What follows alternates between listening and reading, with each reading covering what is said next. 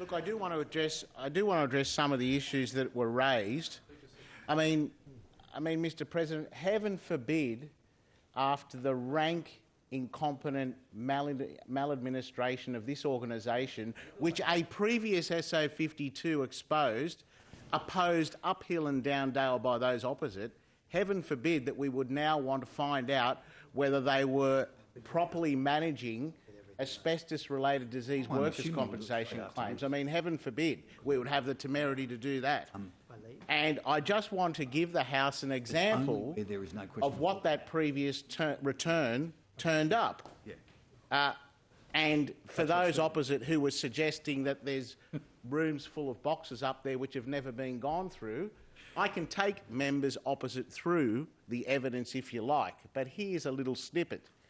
The failure of Transport New South Wales and Sydney Trains to take seriously the issue of asbestos exposure is demonstrated throughout that return, including workers at Wyong, Blacktown, Moree, Wollongong, Town Hall, Cogra and Liverpool stations. For instance, in January of 2019, workers were advised that there was no asbestos where they were working at Wollongong station.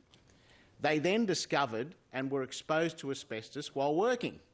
In April, workers were yet again exposed as there had been a failure to update the register. When health and safety representations by workers were made, these concerns were not addressed. Now, heaven forbid we'd want to find out whether or not claims related to those exposures with iCare have been managed properly, given what we've seen, the litany of mismanagement we've seen. And I also want to go to what seems to be the offending clause, Mr. President, which is A. I mean, could you please inform me how we could have narrowed this down any further? All workers' compensation claims currently being managed by iCare.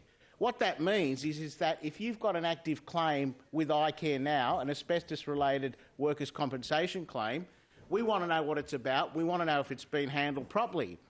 And sure, it might go back 40 or 50 years, but how did you suggest we word it? Like all future claims, in case they come back? I mean, if you've got an active claim, we want to know about it. Now, they will be limited in nature because, by the very definition, it's claims currently being managed. We could have opened it up to everyone. We could have opened it up beyond the transport cluster, and we would have been quite within our right to do so, given the litany of maladministration we've seen.